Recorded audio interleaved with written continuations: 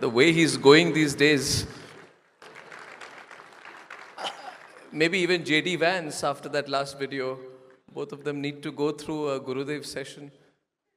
That peacemaking effort would be fantastic for the world. I think that's what the world needs. Gurudev, we recently I witnessed... can't agree less. Gurudev, we recently witnessed the Mahakumbh. And I thought that I must ask you for your views on it. I was in Lucknow a week before the Mahakumbh, and the Uttar Pradesh Chief Minister came for an event like this of mine. And I asked him, Yogi ji, kitne log aayenge? And he said, we expect 45 crore Hindus to be at Mahakumbh. And later I told him and I told his team that, are you sure? I cannot fathom this number, 45 crore. And then the number came on the last day, Gurudev, of 67 plus crore. And that evening, one of my panelists, Shantanu Gupta, had come, and I told him I want to speak to the officer who organized this. And there was an officer of 2007 or 8 card, a young officer. And I asked him, how do you calculate 67 crore?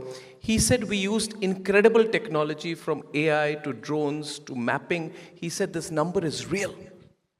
Now, what does that number signify, Gurudev? In the history of our nation, what does the Kumbh, the congregation, the nature of the congregation, despite all negative narratives being put, what does that number signify? Well, it shows the confidence in people that arrangements are made there for everyone to go. See, the faith for Kumbh was there even before. But people were scared to go because they thought, and how to go? First of all, transportation was a big issue. And you go there and there is not proper facilities for people to say. Now when they know that, yes, the government is able to handle, the administration is able to handle any number of people coming there, any crowd, so they get this confidence. Yeah, I too can go and come back safely. There is a joke moving around, you might have heard about it, I don't know. It says, a gentleman says, I lost my wife 3 times and I found her back all the 3 times. And this is, they have made very bad arrangements in the Kumbh that they are able to get people very quickly. So, the arrangement speaks for it. And then, when जब कहते हैं ना कि राजाश्रय मिल जाता है किसी चीज़ को, धर्म को जब राजा का आश्रय मिलता है, support from the administration, from the state, then लोगों के भीतर उत्साह भी बढ़ जाता है उससे. हौसला भी बढ़ जाता. हाँ, राजाश्रय के बिना कभी कहीं भी कोई धर्म फलपा नहीं.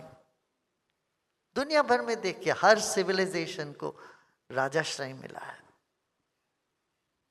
So you are saying the political establishment is supporting this because, Gurudev... That's the desire of people. So they have to support and they're doing what they have to do. That's good. Is the political establishment being guided by the people or the people being encouraged by the political establishment, which leads to a spiritual awakening? Because it's been there in us. India has been under foreign invaders' rule for so many years, but we have never lost touch with our spiritual roots. So there's some resilience inside us, which despite all the attempts to distort our Hindu legacy or our Sanatan legacy has survived and become strong. There was a sort of low self-esteem that got developed with this. People were very shy to express. We always thought, religion is our personal thing. We cannot make it public, our belief system. This type of narrative was floating around. And so people thought, this is not so cool. It's not so modern to encourage people going to Kumbh or going to temples. This is all sort of, people who are not so educated, the rural guys will go, and urban elites are nothing to do with, that sort of attitude was prevalent for a long time. But now that is changed, because the leadership of the country proudly proclaimed, acknowledged and honored their own roots.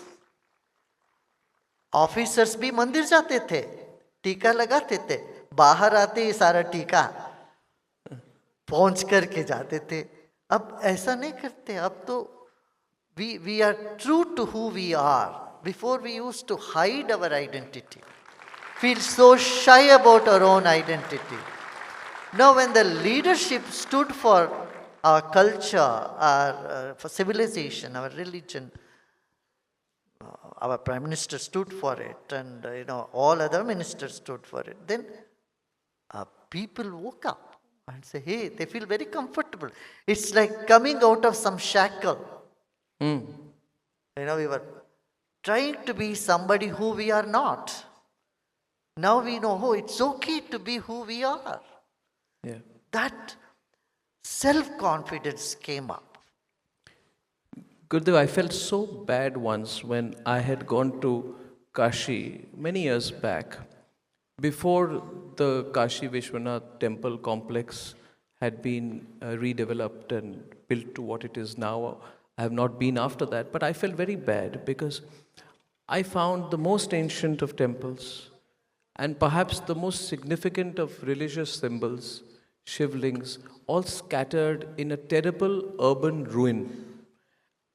And I even found that locals had built washrooms next to temples, it was so bad, it was so terrible, so terrible. So I like to connect things in my mind.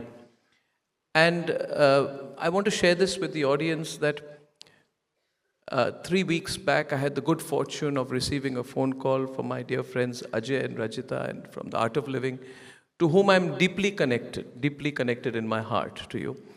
And I was told about the fragments of the ancient shivling of Somnath that you have been blessed to receive. I couldn't believe it. And I was told that it had been handed over to you for reconsecration. And that evening we did a program and Gurudev came there, and the amazing thing about Gurudev, he does everything in a very playful way. I think I like that. Because I spend time with such serious people and people who take themselves so seriously. Doesn't matter if others take them seriously or not. And here is a man who everyone takes seriously, but a divine person. But he doesn't seem to take himself too seriously. He wears his greatness so lightly on his shoulders. Gurudev, I'll be frank with you. I love your easygoing, playful nature, which makes us feel so content and happy and relaxed in your presence. That evening, you held the fragments of the shivling in your hands, and you explained the significance of that. I found a different meaning there, Gurudev.